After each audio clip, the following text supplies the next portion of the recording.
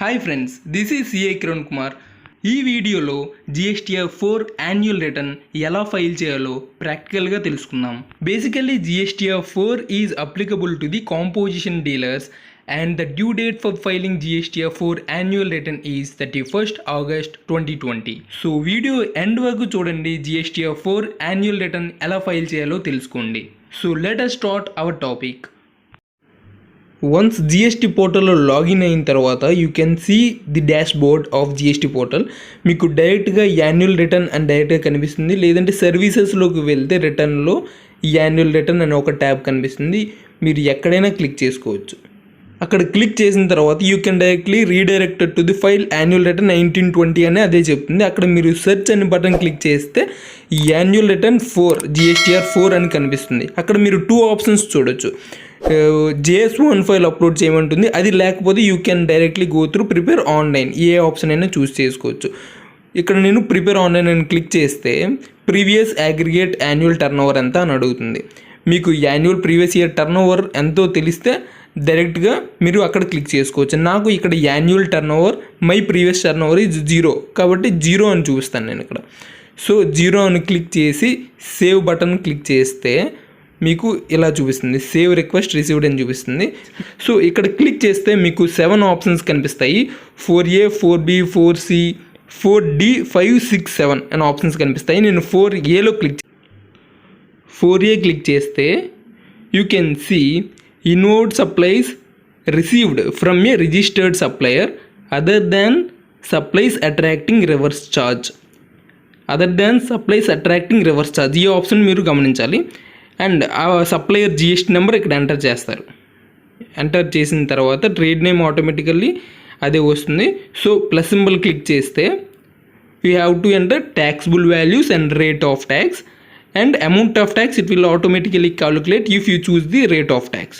So here ఇక్కడ నేను 10,000 enter చేస్తున్నాను. 10,000. సో రేట్ ఆఫ్ ట్యాక్స్ ఇచ్చిన తర్వాత ఆటోమేటికల్లీ క్యాలిక్యులేట్ చేస్తుంది. సో సేవ్ చేసుకున్న తర్వాత మీకు ఇలా కనిపిస్తుంది. మీరు నెక్స్ట్ 4Bలోకి వెళ్ళాలి. So here I am choosing 4B table, that is inward supplies received from a registered supplier attracting reverse charge. This is the most important table, ఎందుకంటే మీకు లాస్ట్లో తెలుస్తుంది రివర్స్ ఛార్జ్ లైబిలిటీ మన మీద పడుతుంది. Suppose you are taking from transport services or security services registered అయితే మనకి reverse ఛార్జ్లో మనం పే చేయాల్సి ఉంటుంది. సో వాళ్ళ జిఎస్టీ నెంబర్ అక్కడ ఎంటర్ చేసిన తర్వాత మీరు ప్లస్ సింబల్ క్లిక్ చేస్తే you have to enter again as the same taxable value, rate of tax and amount of tax మీకు ఆటోమేటిక్గా వస్తుంది. taxable వాల్యూ నేను ఎంటర్ చేస్తున్నాను. ఎంటర్ చేసిన తర్వాత రేట్ ఆఫ్ ట్యాక్స్ చూస్ చేసుకుంటే అమౌంట్ ఆఫ్ ట్యాక్స్ ఆటోమేటికల్గా వస్తుంది. దాని తర్వాత సేవ్ చేసుకుంటే మీకు ఇలా కనిపిస్తుంది. దాని తర్వాత will go to third table 4Cలో ఎక్కడ చూసినట్టయితే మీకు రివర్స్ ఛార్జ్ ఆప్షన్ కూడా ఎనేబుల్ చేశాడు. ఎందుకంటే అన్రిజిస్టర్డ్ సప్లయర్ దగ్గర నుంచి కొన్ని స్పెసిఫైడ్ సర్వీసెస్ తీసుకున్నప్పుడు RCM అప్లికబుల్ అవుతుందన్నమాట. సో దాన్ని పక్కన పెడితే మీరు ఇక్కడ గమనించాల్సింది అన్రిజిస్టర్డ్ సప్లయర్కి జిఎస్టీ నెంబర్ ఉండదు కాబట్టి PAN నెంబర్ ఎంటర్ చేస్తారు. PAN నెంబర్ ఎంటర్ చేసిన తర్వాత trade name or legal name enter చేస్తారు. ఎంటర్ చేసిన తర్వాత ప్లస్ సింబల్ మళ్ళీ క్లిక్ చేస్తే you can see the taxable value ఎంత అనేది క్లిక్ చేసి సేవ్ చేసుకుంటారు. సేవ్ రిక్వెస్ట్ అక్నాలెడ్జ్డ్ అని చెప్పి వస్తుంది. దాని తర్వాత సెకండ్ కేస్ రివర్స్ ఛార్జ్లో కూడా ఒకటి చేద్దాం. రివర్స్ ఛార్జ్లో ఒక కేసులో నేను సప్లయర్ PAN నెంబర్ ఎంటర్ చేస్తాను. So in the same way so value enter చేసిన తర్వాత సేవ్ చేసుకుంటే మీకు సమ్మరీ ఇలా కనిపిస్తుంది. ఇక్కడ చూసినట్టయితే మీరు రివర్స్ ఛార్జ్ ఎస్ అప్లికబుల్ అని ఒకటి వస్తుంది, రివర్స్ ఛార్జ్ నో అని ఒకటి వస్తుంది. గోయింగ్ ఫర్దర్ 4D టేబుల్కి వెళ్తే ఇంపోర్ట్ ఆఫ్ సర్వీస్, మీకు ఇంపోర్ట్ ఆఫ్ సర్వీస్ కూడా ఉంటే you can choose the same like taxable value, rate of tax choose చేసుకుంటారు, సేవ్ చేసుకుంటారు, same procedure. So next table is table number 5, summary of CMP08. This is auto generated table. There is no edit option in this tab. ఇదేంటంటే Q1 నుంచి Q4 వరకు మీరు self assess చేసి payment చేసిన అన్నీ కూడా ఇక్కడ సమ్మరైజ్ చేసి కన్సాలిడేట్ అమౌంట్స్ ఆటో జనరేట్ అయ్యి వస్తాయి అన్నమాట. There is no edit option in this tab.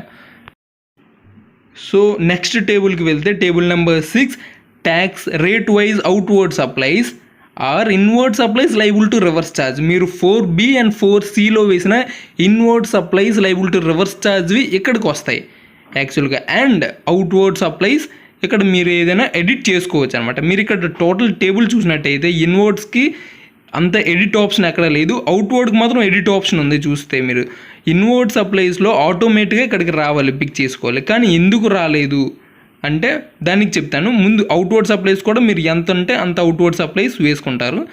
So మీరు 4Bలో అండ్ 4Cలో వేసుకున్న ఇన్వర్డ్ సప్లైస్ కూడా ఇక్కడికి వస్తాయి. ఎలా వస్తాయి అంటే మీరు ఈ టేబుల్ పైన ఒకటి చూసినట్టయితే ఇక్కడ ఏమంటున్నాడంటే you can declare the outward supplies if any in the input cells అంటున్నాడు.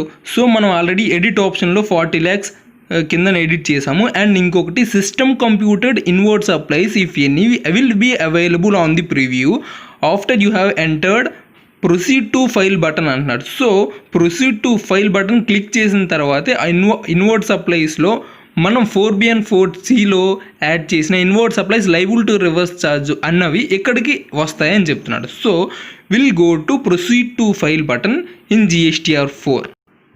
సో మనం ఇక్కడ సేవ్ చేసుకొని GSTR4లోకి వెళ్ళాలన్నమాట. పైన చూసినట్టయితే మీకు GSTR4 అని కనిపిస్తుంది. GSTR4 మీద క్లిక్ చేస్తే మీకు ప్రొసీడ్ టు ఫైల్ బటన్ అని proceed to file and button click చేసిన తర్వాత then go to table number 6. Table number 6కి వెళ్ళిన తర్వాత మీకు ఆటోమేటిక్గా క్యాప్చర్ అవుతుంది 25,000, 5,500, 375 and 375 which is automatically taken from 4B, 4C tables which is attracting reverse charge. అక్కడ 4Bలో 4Cలో రివర్స్ ఛార్జ్ అప్లికబుల్ అని వేసినవి ఇక్కడ ఆటోమేటిక్గా క్యాప్చర్ చేస్తుంది proceed to file button click చేసిన తర్వాత. After this again you have to go GSTR4 and click on proceed to file. Then you can see the preview of GSTR4.